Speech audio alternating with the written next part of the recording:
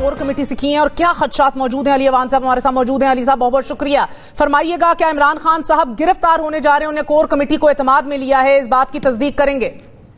हाँ जी, देखिए ना, आपके सामने है जो वो किया गया है। पाकिस्तान में आप कवर करती आ रही हैं मेहर, और पिछले 20-22 साल हो गए आपको भी कवर करते। कभी आपने ये ब्रुटैलिटी डिक्टेटरशिप के दौर में नहीं देखी होगी। इस वक्त इस्लामाबाद के 18 थाने हैं, जिसमें से 14 थानों के अंदर इमरान खान के साहब के ऊपर उन्होंने पर्चे काट दिए हुए हैं, जिसमें ATA है, जिसमें बाकी दफात हैं। पूरी इस्लामाबाद की लीडरशिप को अराउंड 500+ लोगों के ऊपर FIRs कटी हुई हैं। और ये हुआ क्यों है? ये हुआ है कि क्योंकि इस वक्त हुकूमत की अपनी कोई परफॉर्मेंस नहीं है। जो वो कर रहे हैं वो आपके सामने है। महंगाई का एक तूफान आया हुआ है। कोई कहता है मैं अपने कपड़े बेच के आटा सस्ता करूंगा, और आटा उसे डबल प्राइस पे चला जाता है। कोई कहता है लोड शेडिंग अच्छी होती है, अगर 1 घंटे की हो तो $100 मिलियन बच जाता है। एक कहता है कि मेरे पास पर्ची में लिखा हुआ था कि मैं इस तरह करके दूंगा और LNG सस्ती हो जाएगी, और 47% महंगी हो जाती है। एक इनका वजीर ये कुछ कह रहा है, एक वजीर कहता है जहर खाने को पैसे नहीं है। तो इनके डाइवर्ट करने के लिए और कोई चीज़ नहीं थी, तो इसलिए इन्होंने फुल तैयारी की हुई थी। और कोर कमेटी में ये चीज़ बताई भी गई थी, और हमने भी उसके आगे जो हम कर सकते थे, हम जो स्टेप्स ले सकते थे, वो हम आपके सामने रख दिए। देखें, पॉलिटिकल लोगों के लिए इतना बड़ा कोई मसला नहीं होता जेल और ये बाहर आना, बट असल ये चीज़ ये है कि क्या ये मुतहम्मिल हो सकते हैं?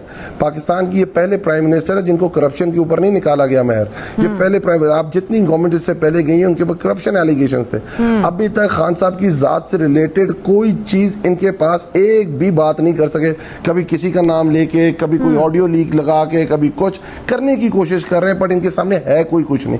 बट अगर ये करेंगे, अगर मैं पॉलिटिकल जमात का मेंबर हूं, मुझे बताएं, हम और ज्यादा स्ट्रांग होंगे और लोग हमें समझेंगे ये, क्योंकि इनकी देखिए कोई परफॉर्मेंस नहीं है इस ग्राउंड के ऊपर। ये सिर्फ इस तरह के मगर अली साहब मुझे बताइए, अगर ये फैसला ले लिया गया और उनको अरेस्ट कर लिया गया, तो फिर आपके पास क्या स्ट्रैटेजी है और इसका क्या रद्द अमल देख रहे हैं?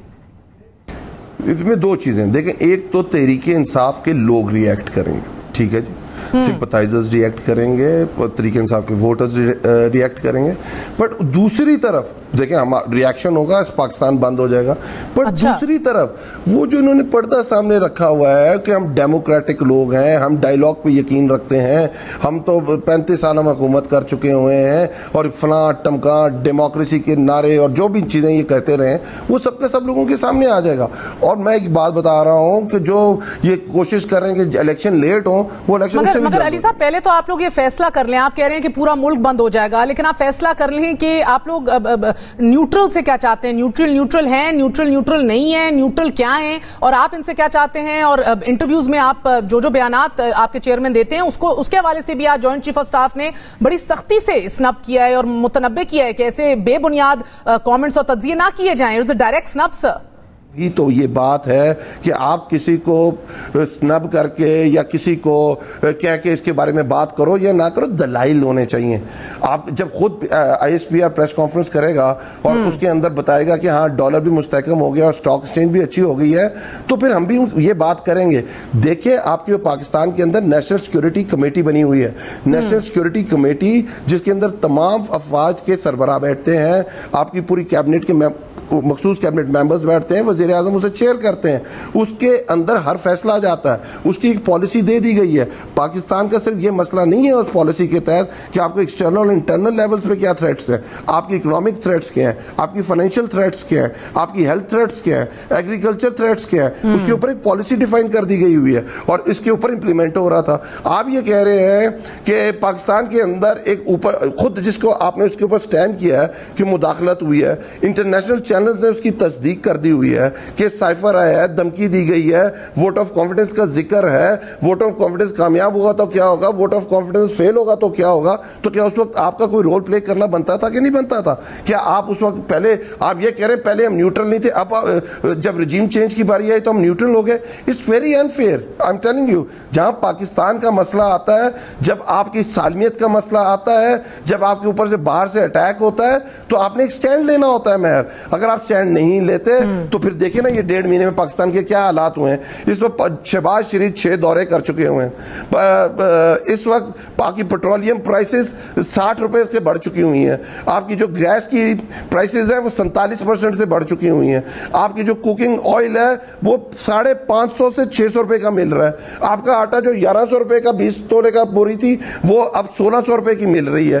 پاکستان کی اسٹاک ایکسچینج تباہ ہو چکی ہے. ڈالر ڈبل سینچری اٹیک کر چکا ہوا ہے. تو مجھے بتائیے کیا آپ تو کہہ رہے ہیں کہ تو اگر ساری چیزیں ٹھیک تھیں اور ساری چیزیں خراب تھی تو پھر ٹھیک ہو جانی چاہیے تھی. اگر ساری چیزیں ٹھیک تھیں تو علی صاحب آپ کی جماعت کی اب حکمت عملی کیا ہے؟ آپ بھی تو اسینشلی بند گلی میں پھنسے نظر آ رہے ہیں. اسٹیبلشمنٹ سے بھی ٹکراؤ ہے, ان سے بھی دکھی ہیں, حکومت سے تو ویسی معاملات گرینڈ ڈائیلاگ تک بھی نہیں پہنچ رہے, اس کی بھی نفی کر دی گئی. یہ حکمت عملی ہے کیا ایگزیکٹلی سر؟ اب آگے عید ہے, اس کے بعد پھر محرم ہے, کتنا آگے کھینچیں گے؟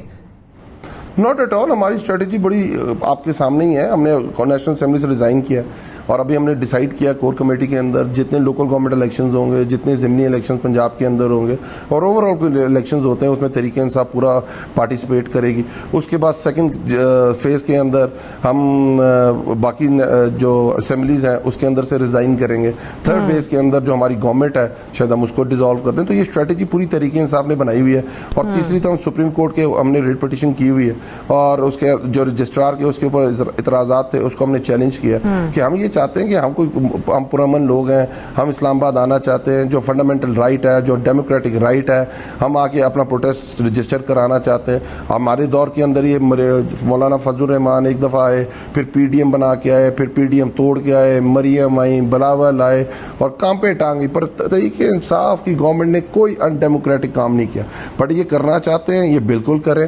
پر ہماری پالیسی بڑی کلیئر ہے, ہماری اسٹریٹجی پوری بنی ہوئی ہے اور انشاءاللہ تعالی جو ان کی پرفارمنس ہے اس کے بعد میرا خیال ہے آپ ہم الیکشن ایکسپیکٹ کر رہے ہیں کہ اکتوبر نومبر کے اندر. مگر سر گورنمنٹ تو بڑی کلیئر ہے. مریم نواز شریف صاحبہ نے کہا سب کچھ جو بھگت رہے ہیں وہ آپ لوگوں کا ہی کیا دھرا ہے, جس کی وجہ سے انہوں نے تو بلکہ عمران خان صاحب کے پاکستانی ہونے پہ بھی سوال اٹھا دیا ہے.